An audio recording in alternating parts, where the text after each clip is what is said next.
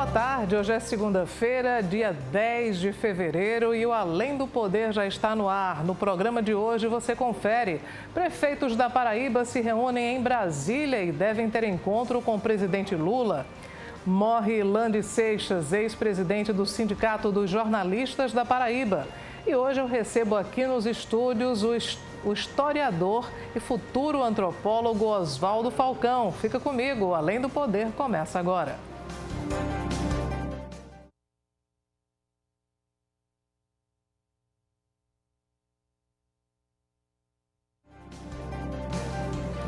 Eu já convido você para interagir conosco nas redes sociais. O nosso Instagram é @tvmanaíra e o meu é @claudiacarvalhopb. Lembrando que você pode nos acompanhar também pelo canal no YouTube TV Manaíra Oficial. Nós também estamos ao vivo por lá. Um encontro promovido pelo governo federal vai reunir em Brasília 80 prefeitos da Paraíba e outros gestores municipais a partir de amanhã. A informação foi confirmada pela Federação das Associações de Municípios da Paraíba. O encontro nacional, que vai até quinta-feira, reúne os gestores eleitos para o mandato 2025-2028 para aproximar ministérios e órgãos governamentais dos municípios, além de ter como objetivo facilitar o acesso a informações, ferramentas e recursos voltados aos novos gestores. E de acordo com a programação, o presidente Lula e ministros devem participar do momento de abertura desse encontro. O trânsito do bairro Altiplano Cabo Branco, em João Pessoa, tem mudanças a partir de hoje. O sentido de circulação de um trecho da rua Valdemar de Albuquerque Aranha será mudado. De acordo com a Superintendência Executiva de Mobilidade Urbana, o objetivo é melhorar a fluidez e a segurança viária no local, por conta de um colégio com grande demanda de veículos nos horários de entrada e saída dos alunos. Agora, o trecho final da rua, próximo ao Colégio Motivo Oriental, atualmente operando com fluxo de veículos em mão dupla, passará a ser mão única no sentido da Avenida João Cirilo da Silva, a via principal do bairro Altiplano Cabo Branco, evitando conflitos de trânsito nesse trecho. Para orientar os condutores de veículos, a CEMOB vai manter agentes de mobilidade no local nos primeiros 10 dias. O jornalista Lande Seixas, um dos nomes mais conhecidos da imprensa paraibana, morreu no fim da noite de ontem no Hospital Metropolitano, em Santa Rita. Lande havia sido presidente do Sindicato dos Jornalistas por cerca de 3 décadas. Estava internado desde o início de janeiro. Ele lutava contra problemas pulmonares, cardíacos e recentemente também estava com uma infecção. O velório começa a partir das 18 horas de hoje em um complexo funerário na Avenida João Machado, em João Pessoa. Já o sepultamento está previsto para ser realizado amanhã, às 11 horas da manhã, no cemitério Senhor da Boa Sentença. E hoje você tem um encontro marcado logo mais às 8h30 da noite com Heron Cid no Hora H. Nós vamos conferir o que tem no programa de hoje. Boa tarde, Heron. Boa tarde, Cláudia. Boa tarde a você que está no Além do Poder.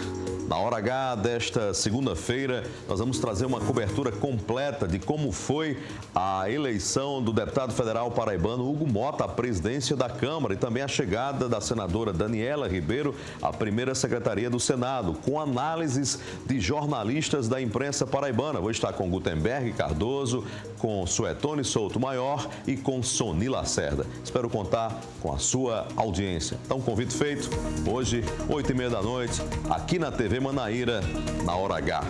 É com você, Cláudia. Ok, Heron. E agora eu mudo de assunto porque eu tenho um recado especial. É um recado para você, meu amigo, minha amiga, que comprou o seu carrinho ou a sua moto na esperança de um dia a dia melhor sem pegar ônibus lotado. E aí você se deparou com juros exorbitantes que atropelaram a sua felicidade. Sabe qual é o melhor caminho para chegar na solução? Chamar a Infinity Consumidor. A Infinity garante reduzir a sua dívida em até 80%. É isso mesmo, 80%. Está devendo 50 mil do financiamento? A Infinity baixa para 10 mil. É uma economia de 40 mil para o seu bolso.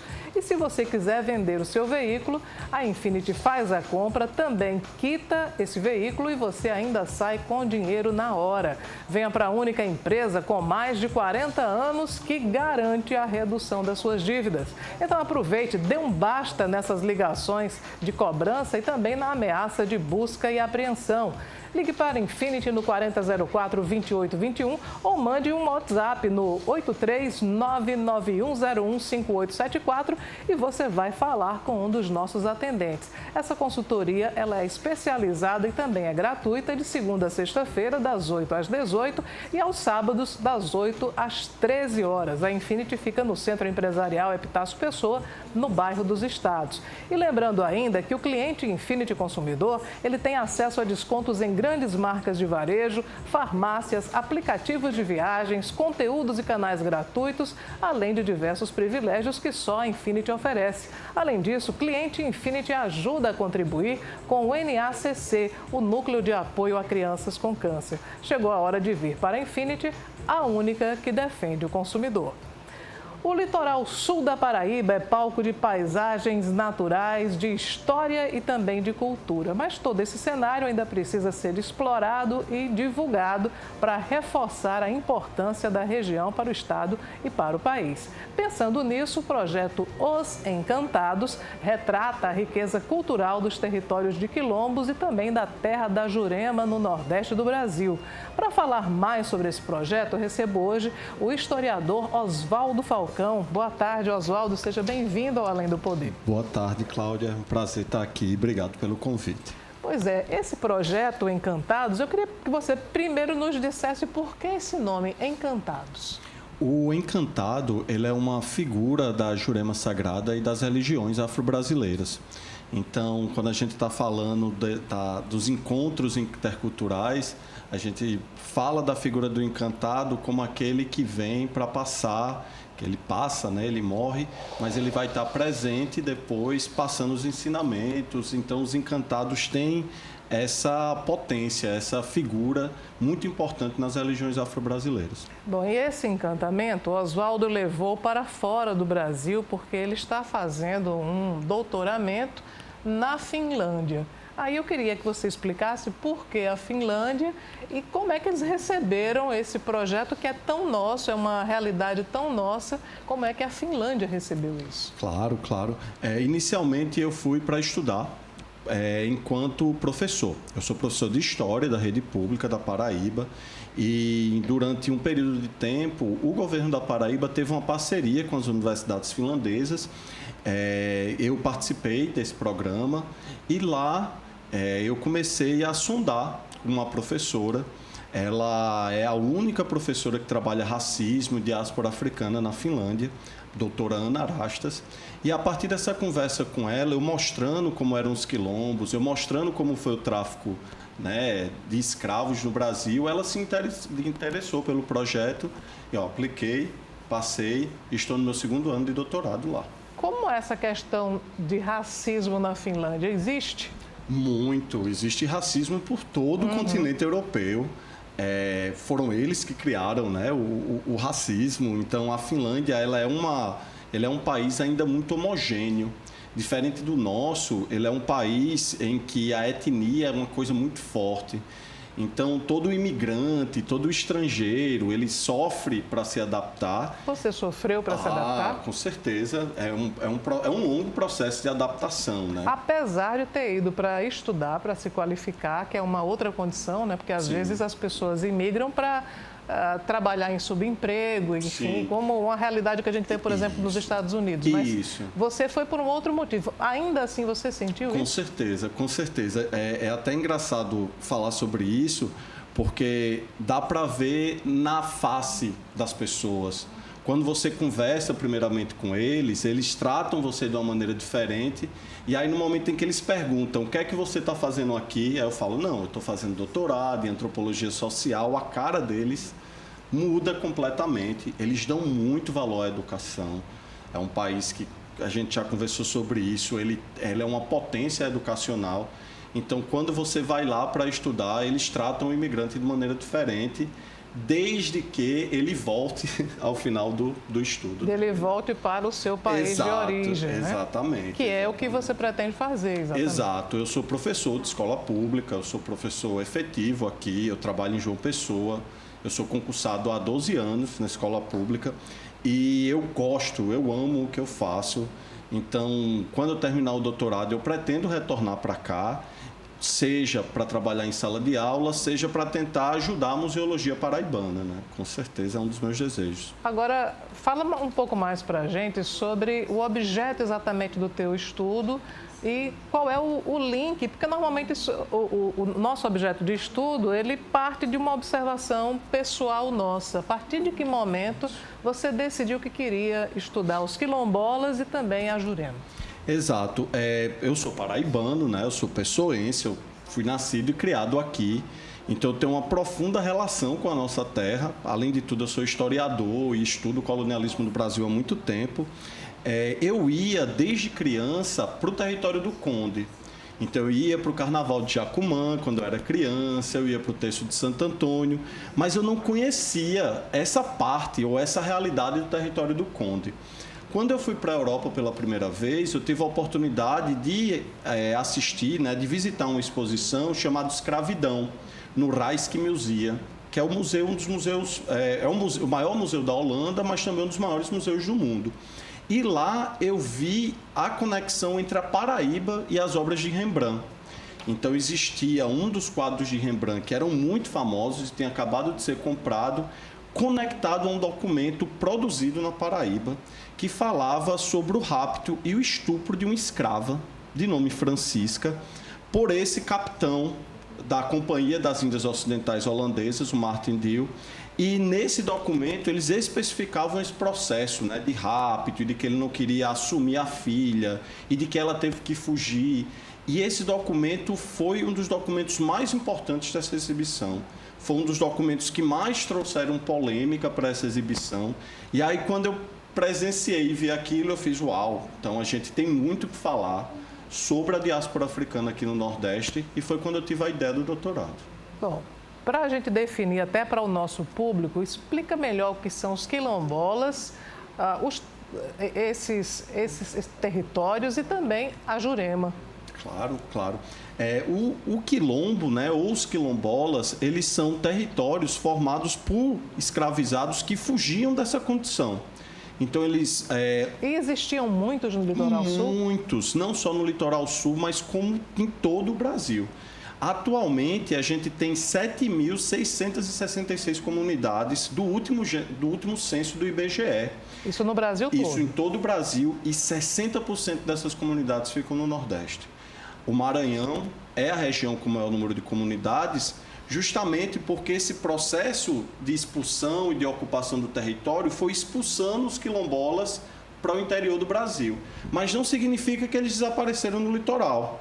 Tanto é que no Conde, onde eu pesquiso, existem 4 comunidades quilombolas: Ipiranga, Guruji 1 e Guruji 2 e Mituaçu. Uhum. E a Jurema? A Jurema, ela é uma religião que a gente chama de Jurema Sagrada. Ela vem justamente nesse processo de encontros interculturais entre afro-brasileiros, africanos e indígenas. Como eu já mencionei para você, esses grupos eles eram excluídos do processo colonizador. Então, à medida em que eles se juntavam, eles trocavam esse conhecimento, e a Jurema faz parte dessa relação.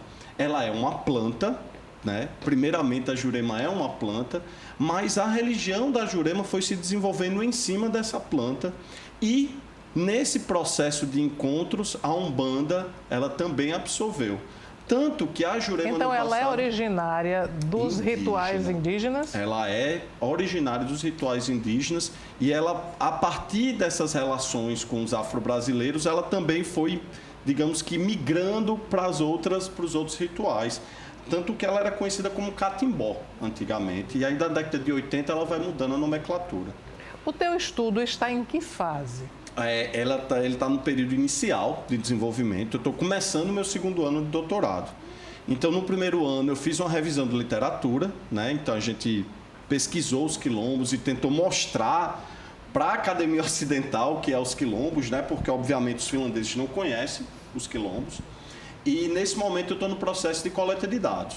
A exposição, que vai acontecer na quinta-feira, que vai abrir de 5 horas da tarde na quinta-feira na usina Energisa, ela é parte dessa coleta de dados para a minha tese de doutorado, que é a pesquisa no Museu Quilombola do Ipiranga. Porque além do teu trabalho de pesquisa, tem também uma companheira sua que está participando com a parte de artística e fotográfica, né? Ela é uma artista francesa chamada Romane Scaria.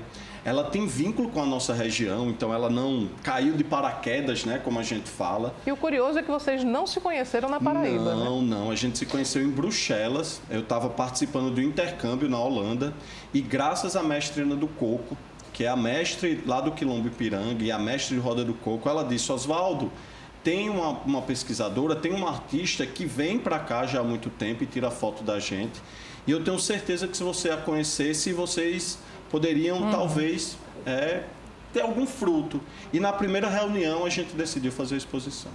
Acho que nós temos algumas imagens. Eu queria pedir para a nossa produção colocar no ar para que a gente pudesse... Pronto, aqui a gente tem um pilão. Exato. Que aí tem uma importância muito grande para os quilombos. Essencial. Essas são fotos da Romane Scaria, da produção da Romane Scaria, tá? O pilão, ele é o objeto mais importante dos quilombos, porque a própria coroa portuguesa, quando ia definir quilombo, ele dizia que era a reunião de um ou mais escravos fugidos ao redor de um pilão. A segunda foto é justamente da mestra Ana do Coco. Ela é uma mestra de coco de roda, ela é uma pessoa muito requisitada no Brasil todo por causa disso, e ela vai estar presente na abertura. E o último, ela é referente à Jurema Sagrada. É uma área na praia de Arapuca, de lado de Tambaba, onde se mostra a oferenda. Essa região do Conde, Cláudia, ela é conhecida pelos juremeiros como a cidade invisível. É lá onde os juremeiros se conectam, mostram as suas oferendas e às vezes também fazem alguns rituais, apesar de que Alhandra, nesse sentido, que é o grande local dos juremeiros aqui da região. Então existem muitos juremeiros? Muitos. Além de existirem muitos juremeiros, existe essa relação de sincretismo. Então, alguns mestres juremeiros interpretam de uma forma, outros pensam de outra forma.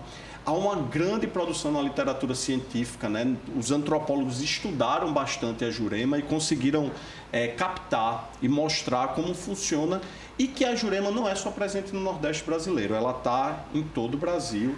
Agora, a Jurema, a planta, ela causa um efeito alucinógeno, né? Sim.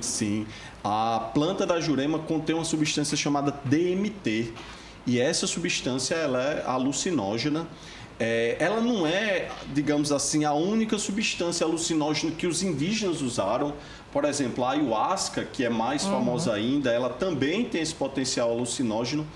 Mas eu queria frisar os potenciais científicos em relação a estudos psicológicos, a ser usado em terapias, ou trauma de pós-guerra. No caso da Jurema. No caso da ayahuasca. E os primeiros estudos da Jurema também. Né?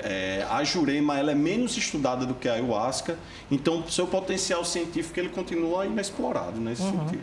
Nós temos mais uma sequência de fotos que nós vamos exibir para que você possa também nos explicar, né, do que se trata, e essas fotos também fazem parte da exposição que vai ser aberta nesta quinta-feira. Claro. Essas fotos elas se encontram no Museu Quilombola do Ipiranga, tá? Ele fica na região do Guruji, lá no Conde. Ele é um museu que eu gosto de chamar de que ele é um museu vivo, porque os objetos deles e o museu está em constante renovação. E essas fotos fazem parte do museu. Também são produções da Romane Scaria. E a última foto, que eu gostaria de frisar, ela fala do ritual ou da dança do coco de roda, que é uma das características mais marcantes dos quilombos aqui no Nordeste. O coco de roda, ela é a manifestação cultural usada para mostrar que os quilombos estavam lá há muito tempo.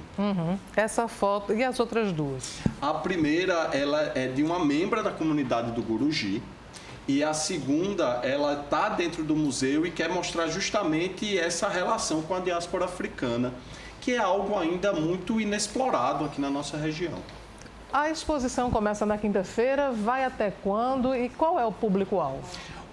A exposição tem sua vernissagem, né, que a gente chama de abertura, às 5 da tarde, na usina Energisa. Então, a gente vai escutar a mestra Ana de Coco falando e outros membros de lá, e a gente vai abrir. E ela vai ficar por uma semana. Ela vai de 13 de fevereiro a 20 de fevereiro na usina Energisa. A abertura ela vai ser de 5 às 10, mas os outros dias vai ser o funcionamento normal da usina Energisa, de 8 às 4. A entrada é franca, gratuita e o público é livre, não tem indicação.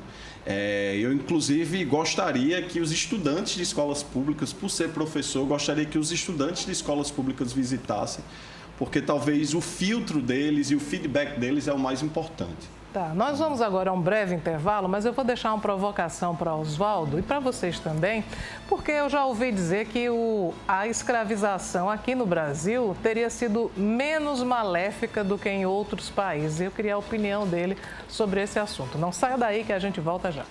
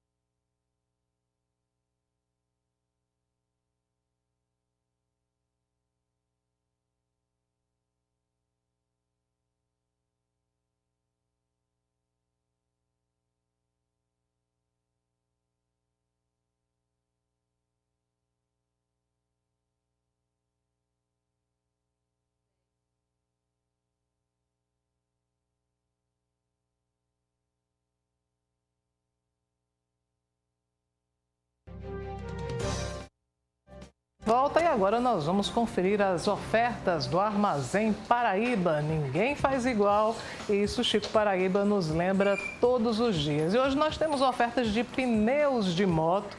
Teve muita chuva, teve muito buraco. Se você danificou o pneu da sua moto, tem pneu dianteiro ideal para XTZ e XRE por R$10 de R$ 39,90. Tem também pneu dianteiro ideal para moto XTZ por R$10 de R$ 39,90. E também tem pneu traseiro ideal para XTZ e XRE por R$10 de R$ 49,90 sem juros no cartão. Ninguém faz igual. Tem também pneu dianteiro 60 por 52P, tem 10 de R$ 29,90 sem juros. Tem também o pneu traseiro 110 por 90 17MT por 10 de R$ 37,90, é ideal para Moto Bros e XRE 190. E nós temos mais uma oferta hoje? Bom, nós temos também o pneu traseiro 10 de R$ 22,90 e o pneu dianteiro Super City por 10 de R$ 19,90, ideal para moto pop e também para a bis. Então, pneu de moto Pirelli no Armazém Paraíba, porque em se tratando também de pneu de moto, ninguém faz igual. E aponte a câmera do celular para aproveitar, aponte a câmera do celular para o QR Code e baixe já o aplicativo do Armazém Paraíba. São mais de 30 mil itens para você comprar aí no conforto da sua casa. Anote também o nosso contato, 32225000, é o zap mais fácil do Brasil, e o Instagram, @ArmazémPB. Nós continuamos a nossa conversa com o antropólogo Oswaldo Falcão, que está falando sobre uma obra, na verdade um trabalho científico que ele está desenvolvendo, mas envolve também uma exposição que será aberta nessa quinta-feira na Usina Cultural Energisa, falando sobre os quilombolas e também sobre a Jurema no Litoral Sul. A pergunta que eu deixei tem a ver com o processo de escravização, porque há pessoas que dizem que o processo no Brasil a escravização teria sido menos cruel do que em outros países. Qual é a sua opinião? Eu não concordo com essa afirmação. Eu, inclusive, acho que ela é uma falácia. Primeiro, pela quantidade de pessoas escravizadas que chegaram no Brasil. Os dados mais recentes sobre o que a gente chama de tráfico transatlântico de escravizados são de 12 milhões de africanos que, nesses 400 anos, vieram para cá, para o continente americano, para os 3 continentes americanos, de maneira forçada. Desses 12 milhões, 5 milhões vieram somente para o Brasil. Então, o Brasil sozinho recebeu quase metade do número de pessoas que foram traficadas naquele período. Então, só pela quantidade, a gente já mostra, ou você já infere que isso é uma falácia. Mas também nos detalhes, né? Dizer que foi menos cruel ou que foi mais branda é uma afirmação que vem de muito tempo por causa do nosso processo de miscigenação. Então, alguns afirmam que os senhores de engenho teve filhos com as escravizadas e por isso foi mais brando. Não. O processo foi violento igual. Independente da região do continente americano, a violência contra as pessoas escravizadas foi desumana, foi brutal, e afirmar que aqui foi menos cruel ou mais suave, eu não concordo, Cláudio. Oswaldo, e qual é, se a gente fosse sintetizar, qual é a grande mensagem do teu trabalho e também da exposição que as pessoas vão ter a oportunidade de acompanhar? Qual é a grande mensagem que fica? A ideia, tanto minha quanto da Romande, é de mostrar para a população daqui da Paraíba que a Paraíba ela foi muito importante na história da diáspora africana e na história do colonialismo. Quando a gente pega o processo colonizador, a gente está falando que o Nordeste foi a primeira região a ser colonizada. Então, a experiência que o colonialismo vai criar ao longo desses 500 anos, ela começa aqui. Tanto é que as primeiras imagens do continente americano foram feitas pelos holandeses aqui do Nordeste. As pinturas de Frans Post, que estão em todos os grandes museus do mundo, ela retrata a nossa região.